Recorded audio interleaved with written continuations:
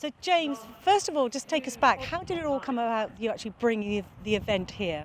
It started, obviously I love the sport. I've loved the sport since I first got into it sort of 18 years ago, and we run events here. That's what we do, show jumping and dressage and the like.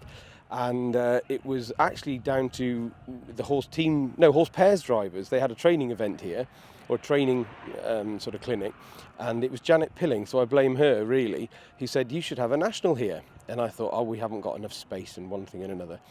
And then once someone sort of set a challenge, you just keep working on it, don't you? And we looked at this field and thought, what about if we did this? What about if we did that? What if we put things there? We could park the cars there, we could put food there, and you sort of have this vision.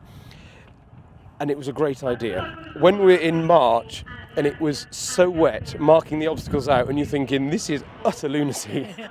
There were times where we thought that we have to be strong to our beliefs that it will work, and it's come today. So I'm delighted, and we've now got the championships for this year. It will go somewhere else next year to keep moving it around the country, to make it fair to everybody, wherever they're based. I think that's a really good thing. But yeah, I'm delighted to have been given the honour to having a go at running it, really. And you've got to be delighted also with the number of people that have turned up here to watch it, because it seems to me that you've got a fair crowd here. I'm delighted with the crowd. I mean, we've done a huge amount of promotions with various people have helped me with that. Professional people have helped me. We've put 30,000 flyers around. We've put videos on Facebook. I think the one of them of me driving actually in the summer. In June at the June event, I did a GoPro on my chest. That's 34,000 views, just an incredible amount. And so I think we've somehow managed to generate a buzz around the event. We've gone to the local newspapers. We were on the radio yesterday. I was even on a Welsh-speaking radio yesterday, which I don't suppose any of them understood because I can't speak the first word of Welsh. So I think if you try hard and you dedicate yourself to it and you set yourself a challenge, then and we've been blessed with the weather, so. And James, it's about taking this sport to the wider world, and how important is that to you? That, to be honest, was number one. Well, first equal, we have to keep the competitors happy because they are, the bread and butter. They have to be happy, they have to enjoy the event.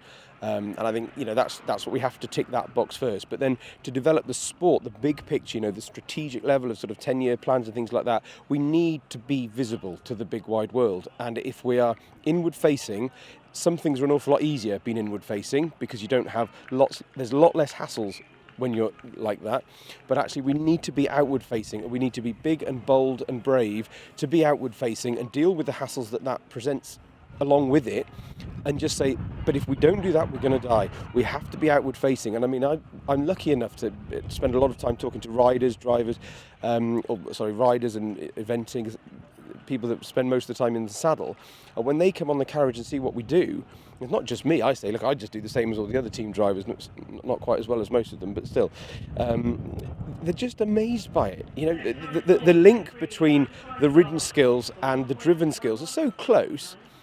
People just imagine it's a totally different world, and it honestly isn't. And I think, a lot of the people here are people that come to ride at our events, and I said, you must come to this event. I did a display at a show jumping show a couple of weeks ago, and there was 300 people just watching, captivated. And I thought, this is a tough sell. They're not going to enjoy this very much, but actually they loved it. And there's a few people come today saying, oh my God, how do you manage to keep this sport quiet?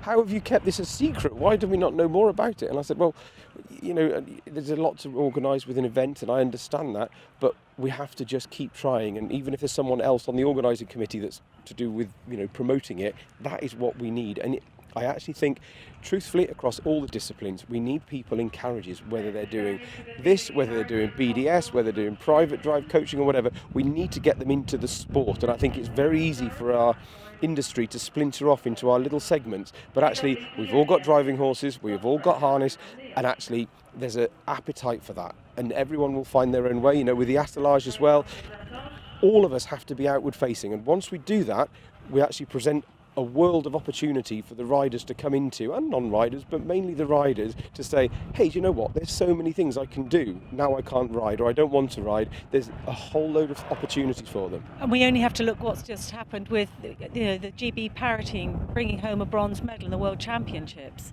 Absolutely. I mean, we have some really, really inspiring athletes in this country. We've got gold medalists, we've got bronze medalists, we've got loads of people going off around the world to the various championships, doing a fantastic job, and they're nailing it. They're doing brilliantly. So it's our job to keep pushing that to everybody and say, hey, folks, we are athletes here. We're doing the best we can, and we just need a little bit of exposure. And come and have a little look. Well, this event here, just finally, can only do just that, because I'm just looking at, as I said, at the number of people that are here, the number of people that have probably never seen anything like this before, and they're having a really good day out. So you've done something right here.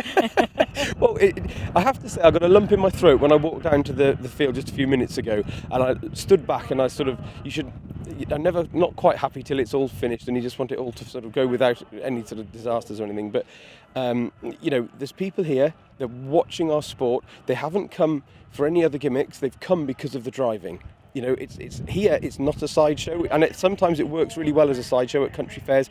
No issue with that. But all the people here have come because they love what we've promoted about the sport of driving, and so it's a very, I think, kind of purist crowd. They've come because they want to see what's on offer, and that's why when you speak to people, they're passionate about it. They say, "What's happening? How do I get involved?" One of our sponsors, Bennington, back there, they've done an information stand for us, so people that don't understand, because the sport is slightly opaque. How do the obstacles work? How does it, it's very difficult to get into. That's where we've got the information stand, and the girls at Bennington have done a brilliant job explaining all that to people. So there is somewhere that they can go and just, try and find out about the sport and, ask the questions they need to ask. Well, you said they've got somewhere that they can go. We probably ought to let you go at this point, because not only have you organised this, but you're actually competing this afternoon as well. Yes, in the horse sports class, we've got to have a go at that. Someone said you're very brave, and I said, well, there's a very fine line between bravery and stupidity, and I'll let you know which side of the line I actually decided to fall upon. But well, James, good luck. Thank you very much indeed, and thank you for coming. Thank you.